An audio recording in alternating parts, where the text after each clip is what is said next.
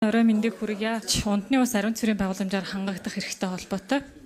Үүний хэрэгжилттэй танилцаж санал дүгнэлт гаргах эрх зүйн орчныг боловсронгуй болгох энэ ажлын хэсгийн дүгнэлт саналыг танилцуулах хэрэгтэй. За ингээ ажлын хэсгийн санал зөвлөмжийг танилцуулъя. Байнгын орооны дарга эрхэм гишүүдээ Монгол Улсын их хурлын даргын 2024 оны 79-р захирамжаар унтны ус ариун цэврийн байгууламжаар хангагдах эрхийн хэрэгжилттэй танилцаж санал дүгнэлт гаргах эрх зүйн орчныг боловсронгуй болгох санал боловсруулан танилцуулга үүрэг бүхий ажлын хэсэг байгуулагдсан. За ажлын хэсгийн анхлагчаар Улсын их хурлын гишүүн Болдын Уянга, гишүүдээр Улсын их хурлын гишүүн Ж Зол Жаргал, Болормоо, Им Ган Хүлэг, Ил Мөнх Баясгалан, П Мөнх Тулга, Д Рэгдэл нар ажилласан.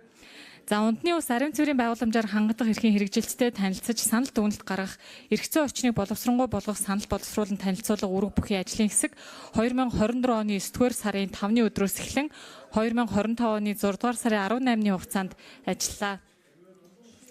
За дээрх хугацаанд ажлын хэсгийн хуралдаануудаас гадна усны салбарын нээлттэй хилцүүлгийг 2 удаа зохион байгуулсан.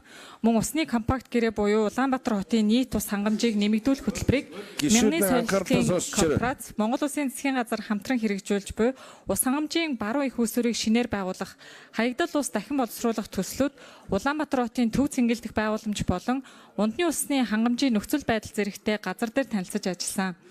За ажлын хэсгийн хүрээнд Дундгуй аймгийн Сайн Цагаан Говьгтал 3 сайхан сумдад ажиллаж унтны ус ариун цэврийн байгууламжийн нөхцөл байдалтай танилцахын зэрэгцээ улсын хэмжээнд нийт сумдын унтны ус ариун цэврийн байгууламжийн судалгаа гаргаж ажиллаа.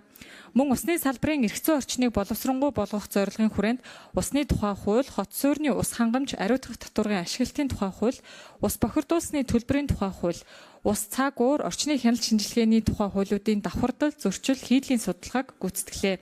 Ажлын хэсгийн үйл ажиллагааны хүрээнд унтны ус ариун цэврийн байгууламжаар хангагдах эрхийн хэрэгжилт эрх зүйн орчны талаар дараах дүгнэлтийг хийж байна. За нэгдүгээрт Монгол Улсын үндсэн хуулийн 6 дугаар зүйлийн 6-гийн 1 дэх хэсэгт усны нөөц нь төрийн өмч бөгөөд усны хэрэглээ нөөцийг хамгаалах асуудлыг төр хариуцна.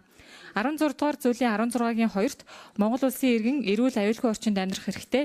Эрүүл ахуйн тухай хуулийн 4-р зүйлийн 4-ийн нэрийн 1-ийн 1-т унтны болон ахуйн ус нь эрүүл ахуйн нөхцөл шаардлагыг хангасан аюулгүй байна гэж тус хуульчилсан.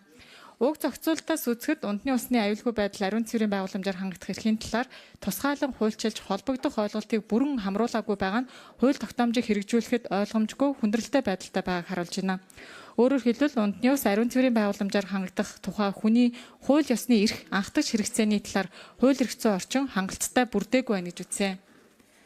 За 2 дугаарт Улсын их хурлын 2024 оны 42 дугаар тогтоолоор батлагдсан Монгол Улсын их хурлын 2024-өөс 28 оны стратеги төлөвлөгөөний Монгол Улсын их хурл хүн төвт хүний эрх хэрэгжүүлэг дэдэлсэн үйл санааг төгөлдржүүлнэ хэмээн тусгасан стратегийн нэгдэх зорилгыг хэрэгжүүлэх хүрээнд хүн амын унтны цэвэр ус болон ариун цэврийн байгууламжаар хангагдах суурь эрхийг хууль тогтоомжинд цогцоор нь тусгаж уг харилцааг зохицуулж буй байгууллагуудын үүрэг хариуцлагыг тодорхой болгох хууль тогтоомжийн давхардал зөрчил хийдлийг арилгах шаардлагатай байна.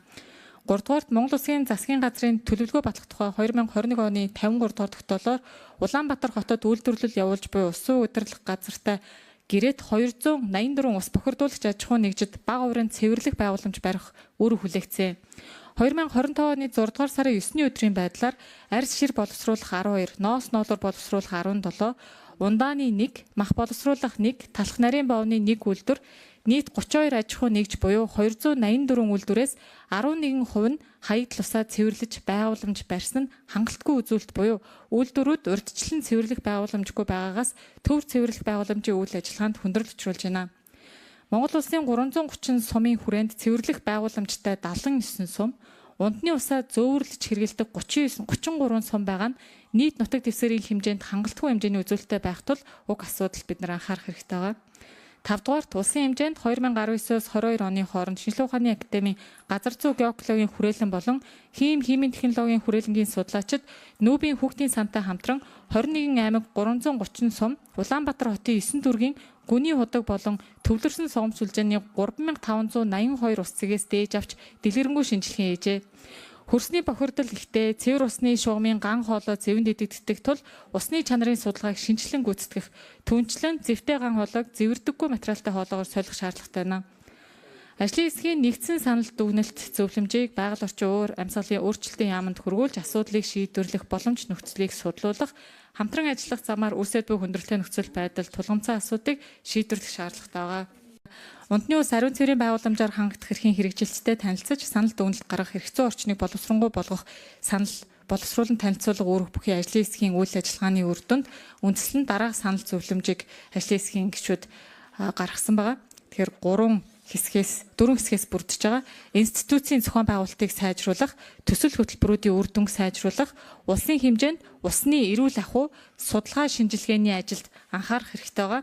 Мөн хуулийн давхардал, зөрчил хийдлийг арилгах хууль тогтоомжийг боловсронгуй болгох ажлын хүрээнд их олон асуудлыг бол хийх шаардлагатай байна.